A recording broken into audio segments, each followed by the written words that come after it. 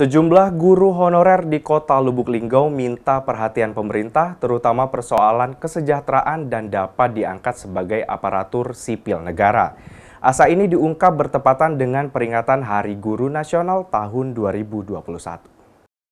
Setiap 25 November diperingati sebagai Hari Guru Nasional. Sejumlah guru pun tetap berharap perhatian dari pemerintah, terutama persoalan kesejahteraan dan pengangkatan status guru honor menjadi tenaga P3K maupun ASN.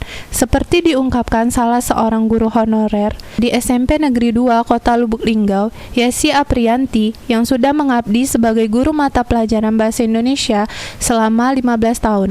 Ia mengaku sangat bangga dan menyenangkan menjadi seorang tenaga pendidik, meskipun ia sangat berharap diangkat menjadi ASN.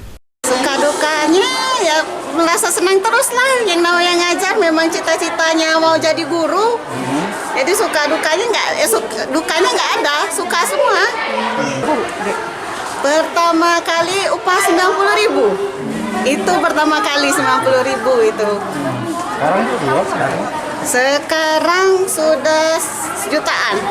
Kalau harapan aku sebagai guru honorer, semoga seluruh guru honorer seluruh Indonesia diangkat semua menjadi ASN.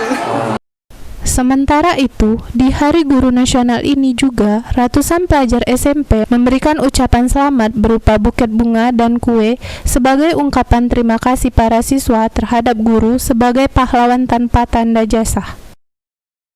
Dan itu kita tidak ada instruksi ya, memang anak-anak OSIS punya inisiatif tersendiri kepada Bapak Ibu guru, kepada sekolah, dan ini merupakan apresiasi yang besar bahwa mereka sangat peduli dengan guru-guru di Kota Lubuk Linggau, khususnya SMP 2. Rajab, Silampari TV melaporkan.